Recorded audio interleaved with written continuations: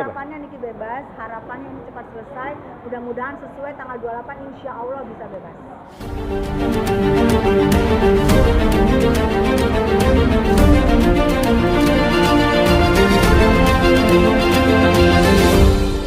Ya, tadi sidang hari ini agendanya menghadirkan pihak Nikita Mirzani menghadirkan saksi. Dua saksi, harusnya BPOM juga hadir hari ini, masih diharapkan, tapi kelihatannya sampai saat ini, sampai setengah 3 ini belum ada yang BPOM. Jadi ada dua saksi tadi yang udah bersaksi adalah saksi ahli ITE sama yang sekarang lagi istirahat adalah saksi ahli TPPU. Nah, di saksi ahli di saksi ahli ITE tadi, di situ aku agak senangnya mendengar gini. Jadi Niki kan ITE ini, Niki ini katanya yang memviralkan atau yang memviralkan itu produk.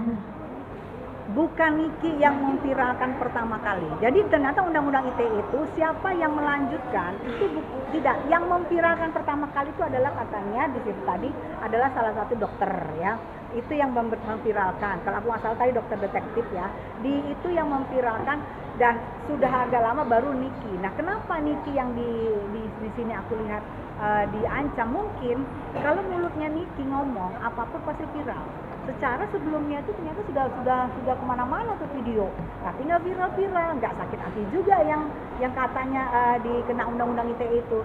Nah, setelah Niki yang bersuara barulah itu sekarang kena Niki undang-undang 27 ayat B 27B ya kan. Ternyata itu tidak ada. Jadi jika bukan Niki yang pertama, maka ancaman pidana 27B itu adalah batal, adalah gagal karena bukan Niki yang pertama. Itu tadi aku dengar.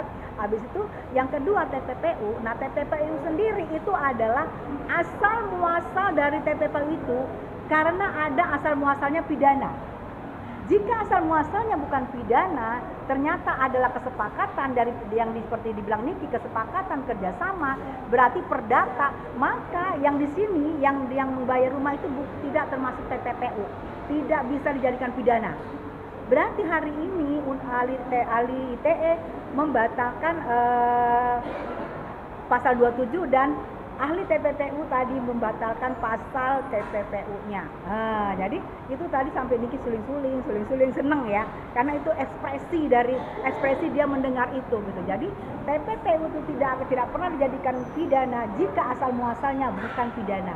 Jadi asal muasalnya harus pidana dulu, baru dia bisa berakibat. Jadi sebab dan akibat. Ya, jadi itu apalagi rumah yang katanya untuk membayar dari 2M itu dibayarkan ke cicilan rumah itu. Rumah itu sudah dibeli, sudah dicicil jauh sebelum adanya kesepakatan itu.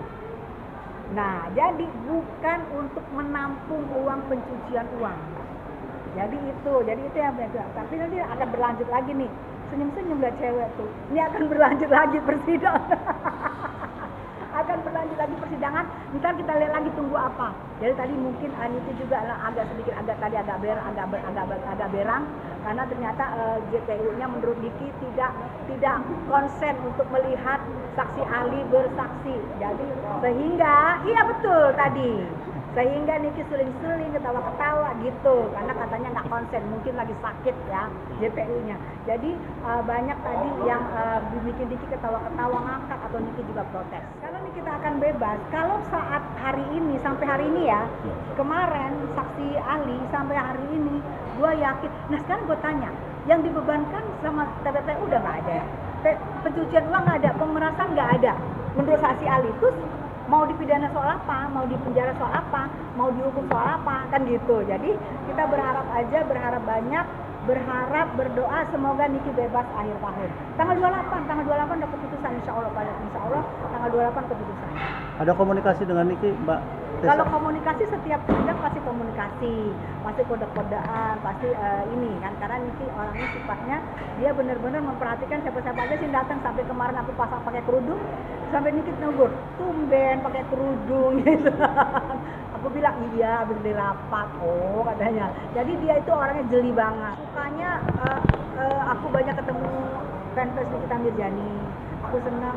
Jadi kayak fans ini merasa senasib nih kita sama-sama mendukung Niki, itu membuat kita kompak, akrab, juga saling tegur sapa. Jadi menambah wawasan, menambah teman. Tambah lagi, sukanya lagi aku bisa menambah wawasan dalam bidang hukum karena banyak pelajaran yang kita ambil di sini. Banyak tahap-tahap hukum yang kita harus jadi tahu di sini. Banyak. Dukanya menurut gue sih dukanya sih sedikit lah ya.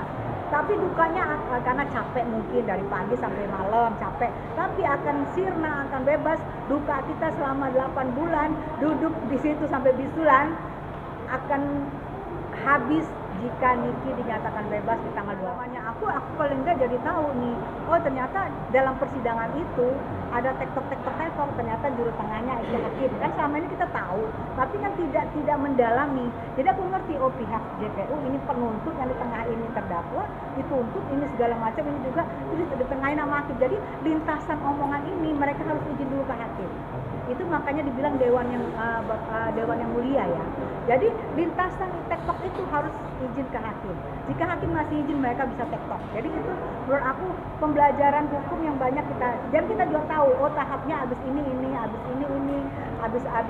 habis bacain ini berarti saksi, habis saksi JPU, saksi dari pihak terdakwa, dari pihak terdakwa nanti ada pledoi, ada banyak. Jadi pembelajaran hukum banyak di sini. Jadi dapat seperti kayak kuliah gratis ya. Kan kita kalau datang kita bilang kuliah. Kita tuh kuliah duduk manis. Kalau kuliah zaman dulu pakai pulpen, kalau zaman sekarang pakai handphone. Jadi pengetahuan hukum banyak di sini. Alhamdulillahnya sidangnya terbuka. Jadi kita ngerti tahap demi tahap, proses demi proses, dan nanti kita juga mau tahu waktu memutuskan ini pakai apa. Karena kan prinsipnya hukum adalah lebih cerah daripada cahaya. Dan hakim bila ke dalam putusan sampai menjatuhkan keputusan yang inkrah itu harus tegak lurus. Nah itu nanti kita siap menjadi. Kalau sampai saat ini aku nggak mau persen-persenan. Sampai saat ini aku yakin Niki akan bebas demi hukum sampai saat ini ya. Karena aku melihat saksi-saksi ahli yang dihadirkan dari pihak Niki juga bukan saksi kaleng-kaleng, saksi yang kredibilitasnya jelas. Jadi kita bisa klik juga nama-nama mereka. Jadi itu menurut gue yakin. Dan aku jadi tahu, oh ternyata begitu ya. Kayak misalnya dia bilang, oh misalnya ini pelajaran juga buat aku. Misalnya aku memviralkan viral di tangan aku, tapi ternyata sebelum aku ada yang memviralkan lebih dulu, ada yang memposting lebih dulu tapi nggak viral. Di tangan aku viral, itu nggak bisa kena pidana. Akun gue dua-dua hilang. Kalau dibilang kerugian, udah pasti aku rugi. Karena akun yang aku bina hilang. Udah biasa lah kelakuan aku hilang. Tapi ini aku bina lagi, aku nanti. Jadi follower yang lama datang lagi, walaupun lambat.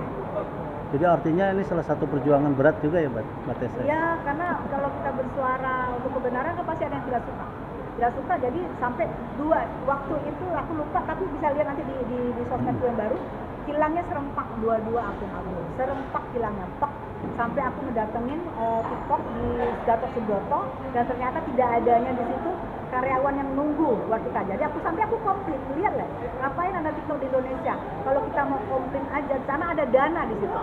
Ada dana aku yang belum aku ambil. Tiba-tiba hilang nggak lihat. Makanya aku langsung beri pelajaran kepada teman-teman. Dana di TikTok jangan dilama-lamain, ambil. Karena begitu akun lu kena blokir, itu dana nggak hilang. Ada berapa? Takutnya ada permainan oknum. Berapa juta di sini? 9 juta kalau yang ini.